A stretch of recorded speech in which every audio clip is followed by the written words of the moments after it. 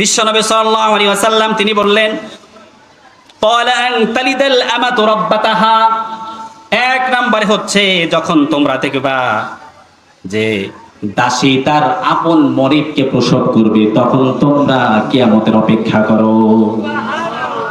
যখন দাসী তার আপন মনিবকে প্রসব করবে তখন তোমরা কিয়ামতের অপেক্ষা করো। ইবনে হাজার আসকালানী তিনি ব্যাখ্যা করেন যে দাসী তার মনিবকে, এই কথার অর্থ হচ্ছে অবাধ্য সন্তান যখন এই সমাজে বেড়ে যাবে, পিতামাতার কথা শোনে না, ঘাটতেরা ঘাউরা, এই সমাজের ভিতরে যখন এইরকম শ্রেণীর মানুষ যখন বেড়ে যাবে তখন তোমরা কিয়ামতের অপেক্ষা করো। মুহাম্মদ, কেউ দুরূদ পড়ে না, আশ্চর্য ব্যাপার। সবাই পড়েন আল্লাহুম্মা সাল্লি আলা মুহাম্মাদিন ওয়া আলা আলি মুহাম্মাদ কামা সাল্লাইতা আলা ইব্রাহিম ওয়া আলা আলি ইব্রাহিম ইন্নাকা হামিদুম মাজিদ। আল্লাহুম্মা বারিক আলা মুহাম্মাদিন ওয়া আলা আলি মুহাম্মাদ কামা বারাকতা আলা ইব্রাহিম ওয়া আলা আলি ইব্রাহিম ইন্নাকা হামিদুম মাজিদ। পৃথিবীতে কেউ স্থায়ী হয় না, হোক না সে ফিরাউন কিবা নমরুদ, কেউ ভবে চিরকাল রয় না। পৃথিবীতে কেউ স্থায়ী হয় না, হোক না সে ফিরাউন কিবা নমরুদ, কেউ ভবে চিরকাল রয় না, কেউ ভবে চিরকাল রয় না। চলে যায় সব ছেড়ে যেতে হয়, মৃত্যু মানে না কোনো পরিচয়। চলে যায় সব ছেড়ে যেতে হয়, মৃত্যু মানে না কোনো পরিচয়। সব রাজা মহারাজা আর মহাবীর, সব রাজা মহারাজা আর মহাবীর, কাউকে সে অবকাশ দেয় না। পৃথিবীতে কেউ স্থায়ী হয় না, হোক না সে ফিরাউন কিবা নমরুদ, কেউ ভবে চিরকাল রয় না, কেউ ভবে চিরকাল রয় না। ফিরাউন শেষ তক ছিল না, মৃত্যু তাকেও ছেড়ে দিল না।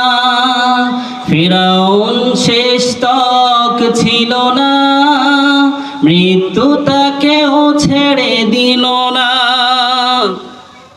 থেকে গেছে তার সব স্মৃতিচিহ্ন, থেকে গেছে তার সব স্মৃতিচিহ্ন, কেউ আজ তার কথা কয় না। পৃথিবীতে কেউ স্থায়ী হয় না, হোক না সে ফিরাউন কিবা নমরুদ, কেউ ভবে চিরকাল রয় না, কেউ ভবে চিরকাল রয় না, কেউ ভবে চিরকাল রয় না। মারহাবা পড়েন, একটা আওয়াজ করে পড়েন মারহাবা। নবীজি বিশ্বাস 6 নম্বরে ভাগ্য আছে, আল্লাহর পক্ষ থেকে কল্যাণ অকল্যাণ সবকিছু দেওয়ার মালিক কে? আল্লাহ। কল্যাণ অকল্যাণ যা কিছু আসুক না কেন আমাদের ধরে নিতে হবে এটা আল্লাহর পক্ষ থেকে এসেছে, ঠিক কিনা? এটা নিয়ে কষ্ট পাওয়ার কিছু নাই। আল্লাহ আমাদেরকে হেদায়েত নসিব করেন, পায় না আমি।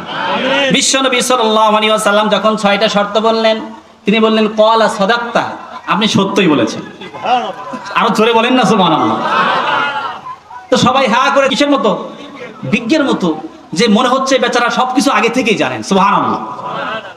এরপরে আমার নবীজিকে বলা হলো, ইয়া রাসূলুল্লাহ ক্বালা ফাআখবিরিনি আনিল ইহসান, ইয়া রাসূলুল্লাহ আমাকে ইহসান সম্পর্কে বলেন, ইহসান কি? ইহসান। আমার নবীজি বিশ্বনবী সাল্লাল্লাহু আলাইহি ওয়াসাল্লাম তিনি বললেন, আন তা'বুদাল্লাহা কাআন্নাকা তারাহ, তোমরা এমন ভাবে ইবাদত বন্দেগী করবা, তোমরা মনে মনে ভাববা আমি আমার আল্লাহকে দেখছি, আমার রবকে দেখছি। সুবহানাল্লাহ বলেন। যখন আমরা নামাজে দাঁড়াবো, নামাজে দাঁড়ানোর পর আমাদের ধ্যান, এই বাচ্চারা বসো, সব বসো এখানে। এখানে ভলান্টিয়ার নাই, ভলান্টিয়ার দেন তো এখানে। নষ্ট করে দিচ্ছে। বিশ্বনবী সাল্লাল্লাহু আলাইহি ওয়াসাল্লাম বললেন, ইহসান সম্পর্কে শোনো। ইহসান হচ্ছে আন তা'বুদাল্লাহা কাআন্নাকা তারা। তোমরা যখন ইবাদত বন্দেগী করবা, তোমরা মনে মনে ভাববা যে আমি আমার রবকে দেখতে পাচ্ছি। সুবহানাল্লাহ, আমি আমার রবকে দেখতে পাচ্ছি। আর যদি তোমার এটা ফিল করতে কষ্ট হয়, এই ফিলটা যদি তোমার ভেতরে না আসে, তাহলে তোমরা কি মনে করবা? ফাইল্লাম তাকুম তারাহু ফাইন্নাহু ইয়ারাক। তাহলে তোমরা মনে করবে যে আমি আল্লাহকে দেখতে না পেলেও আমার আল্লাহ আমাকে অবশ্যই দেখতে পাচ্ছেন। এটাই হচ্ছে ইহসান। যখন আমরা ইবাদতে দাঁড়াবো, নামাজে যখন দাঁড়াবো, তখন আমরা মনে করব, আমাদের ফিল এমন করতে হবে যে আমি আমার আল্লাহর সামনে দণ্ডায়মান হয়েছি, আমি আমার রবকে দেখতে পাচ্ছি। সুবহানাল্লাহ, এটা হচ্ছে ইহসান। আর যদি এইটুকু ফিল আমাদের ভেতরে না আসে, তাহলে মনে করতে হবে কি? কথা কয় না, কথা কয় না। তাহলে আমার আল্লাহ, আমাদের রব আমাদেরকে দেখতে পাচ্ছেন। সুবহানাল্লাহ, এটাই হচ্ছে ইহসান। আমার নবীজি বিশ্বনবী সাল্লাল্লাহু আলাইহি ওয়াসাল্লাম তাকে বললেন, ইয়া মুহাম্মদ ফাআখবিরিনি আনিস সাআ। আগন্তুক বললেন, ইয়া মুহাম্মদ, কিয়ামত কবে সংগঠিত হবে? তাহলে কিয়ামত সম্পর্কে আমাকে একটু বলেন। কিয়ামত সম্পর্কে, কিয়ামত সম্পর্কে এই আগন্তুক প্রশ্ন করেছেন মোট 5টা। কয়টা? 5টা প্রশ্ন করেছে। ইয়া মুহাম্মদ ফাআখবিরিনি আনিস সাআ। ইয়া মুহাম্মদ, আমাকে কিয়ামত সম্পর্কে জানান, কিয়ামত সম্পর্কে জানতে চাই। কিয়ামত সম্পর্কে প্রশ্ন করার পরে আমার নবীজি বললেন, বাল মাসউলু আনহা বিআলামি মিনাস সাইল। সুবহানাল্লাহ, যে প্রশ্নকারীর চাইতে উত্তর প্রদানকারী বেশি কিছু জানে না। সুবহানাল্লাহ, যে তুমি এমন একটা ব্যাপারে আমাকে জিজ্ঞাসা করেছো, তো জিজ্ঞাসাকারীর চাইতে, হ্যাঁ, তো আমি তোমার চাইতে, তুমি আমাকে জিজ্ঞাসা করছো, এই জিজ্ঞাসিত ব্যক্তি জিজ্ঞাসাকারীর চাইতে বেশি কিছু জানে না। তো তুমি আমাকে বলেছো, আমি এই বিষয়ে কিছু বলতে পারবো না। সুবহানাল্লাহ, তবে তার কিছু সিমটম, আলামত সম্পর্কে জিজ্ঞেস করো। তাহলে ঠিক আছে, ফাখবিনি আন আমারাতিহা, তাহলে আমাকে কিছু বৈশিষ্ট্য, কিছু আলামত তো বলা যায়, তাহলে কিছু আলামত আমাদেরকে শোনান।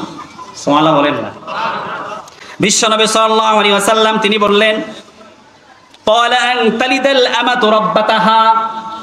এক নম্বরে হচ্ছে, যখন তোমরা দেখবা যে দাসী তার আপন মনিবকে প্রসব করবে, তখন তোমরা কিয়ামতের অপেক্ষা করো। যখন দাসী তার আপন মনিবকে প্রসব করবে, তখন তোমরা কিয়ামতের অপেক্ষা করো। ইবনে হাজার আসকালানী তিনি ব্যাখ্যা করেন যে দাসী তার মনিবকে, এই কথার অর্থ হচ্ছে অবাধ্য সন্তান যখন এই সমাজে বেড়ে যাবে, পিতামাতার কথা শোনে না, ঘাটতেরা ঘাউড়া, এই সমাজের ভিতরে যখন এইরকম শ্রেণীর মানুষ যখন বেড়ে যাবে, তখন তোমরা কিয়ামতের অপেক্ষা করো।